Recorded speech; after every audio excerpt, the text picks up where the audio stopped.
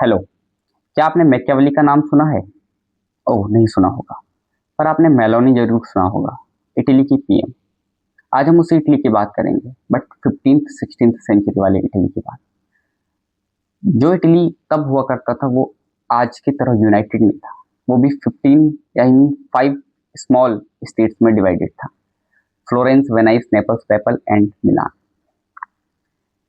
उस समय एक फ्लोरेंस के डिप्लोमेट हुआ करते थे मैकियावेली, रिपब्लिकन सपोर्टर थे। वो ऑब्जर्व करते हैं कि उनके टाइम पे जो स्थिति थी वो ये थी कि जो ये 5 छोटे छोटे स्टेट्स हैं आपस में लड़ते थे और इनका जो फायदा उठाते थे फॉरेन पावर्स उठाते थे, यानी फ्रांस और स्पेन। वो फॉरेन जाते हैं और अपने मिशंस पे और ऑब्जर्व करते हैं पॉलिटिक्स को। ठीक है, लेकिन इसी टाइम पे क्या होता है कि वहाँ पे रिपब्लिकन का डाउनफॉल हो जाता है और एक नई मेडिसी करके एक अथॉरिटी पावर में आ जाती है। इनको रिपब्लिकन का सपोर्टर होकर जेल में डाल दिया जाता है और जेल में ये सोचते हैं कि कैसे मैं जेल से बाहर निकालूं, तो ये एक पॉलिटिक्स को समझते हैं और उनके लिए कुछ एडवाइस करते हैं प्रिंस के लिए। द प्रिंस करके एक बुक लिखते हैं और उसमें एडवाइस देते हैं प्रिंस को। कहते हैं कि यार प्रिंस, ये जो है ना, ये लोग ना बहुत ग्रेडी हैं। ये एरिस्टोटल और प्लेटो के जमाने की तरह आइडियल नहीं है। ये तो बेवकूफ हैं जो ये लिखते हैं। ठीक है, असली में जो लोग हैं वो ग्रेडी हैं, धोखेबाज हैं, सेल्फ सेंटर्ड है, इगोइज्म भरा है।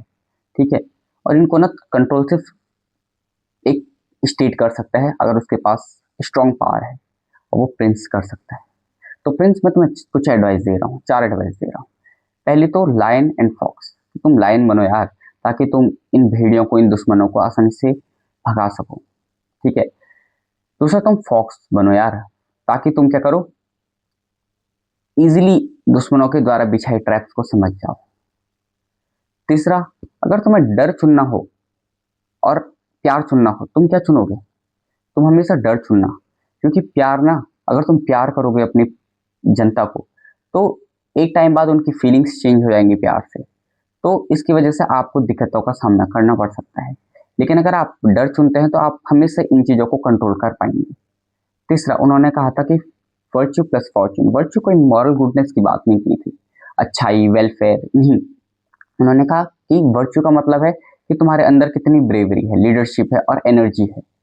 अगर तुम्हारे पास, अब फॉर्च्यून का मतलब था किस्मत, लक। तो उसने कहा था अगर तुम्हारे पास ये वर्च्यू है ना, तो तुम इजिली किस्मत को भी कंट्रोल कर सकते हो, अगर तुम्हारे पास स्ट्रॉन्ग वर्च्यूज हैं। ठीक है। चौथा, डोंट बी हेटेड यार। ठीक है, डर बहुत जरूरी है, डर को मेंटेन करके रखो, पर नफरत मत करो। नफरत का मतलब किसी की प्रॉपर्टी, किसी की वुमेन को हाथ मत लगाओ। ये एडवाइस दी थी प्रिंस के लिए। उन्होंने कहा था, देखो यहाँ पे डुअलिटी का भी कॉन्सेप्ट था। वो कहते थे कि भाई, उस समय कहा जाता था एरिस्टोटल, प्लेटो के ज़माने में, कि रिलीजन, एथिक्स, ये पावर में बहुत ज़रूरी है। उन्होंने कहा यार, एथिक्स एक सिंगल, यानी कि एक नॉर्मल इंसान के लिए ठीक है, वो एथिक्स, वो मोरालिटी रखे, वो अच्छी बातों को करे कि अच्छाई होनी चाहिए, बुराई नहीं करनी चाहिए, लोगों के काम करने चाहिए। और तुम क्या सोचते हो, तुम प्रिंस हो, तुम ये सोचोगे कि तुम्हें वेलफेयर करना? नहीं, तुम्हें अपनी पावर को प्रिजर्व करके रखना है, तुम्हें मेंटेन करना है स्टेट को, उसकी पावर को तुम्हें मेंटेन करके रखना है। वरना स्टेट कैसे चलेगा, वरना स्टेट का डाउनफॉल आ जाएगा। तो एडवाइस दी थी। फिर ये तो उन्होंने द प्रिंस में लिखा, और इसी को उन्होंने कहा कि सर्वाइवल गाइड। ठीक है, और ये प्रिंस के लिए एक सर्वाइवल गाइड का काम किया।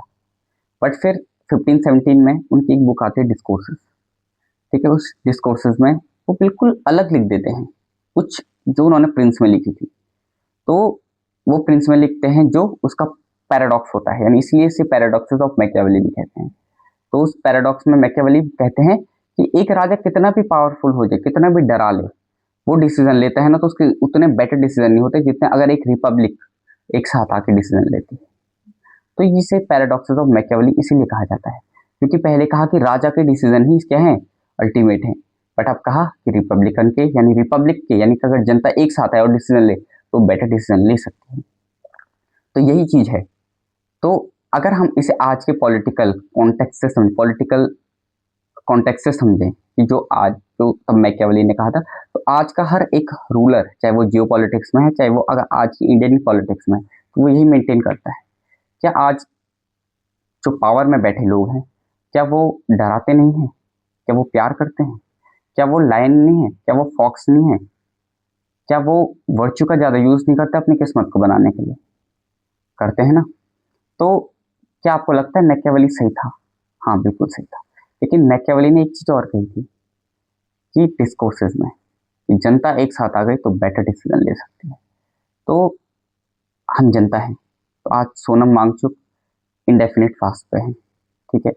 और जनता एक साथ आई है ताकि एजुकेशन सिस्टम को चेंज किया जा सके।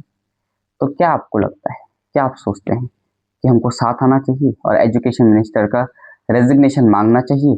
पावर में बैठ के डरा रहे हैं, तो क्या हमें डर सहना चाहिए? नहीं। तो प्लीज कम टुगेदर और fight for your nation. Thank you.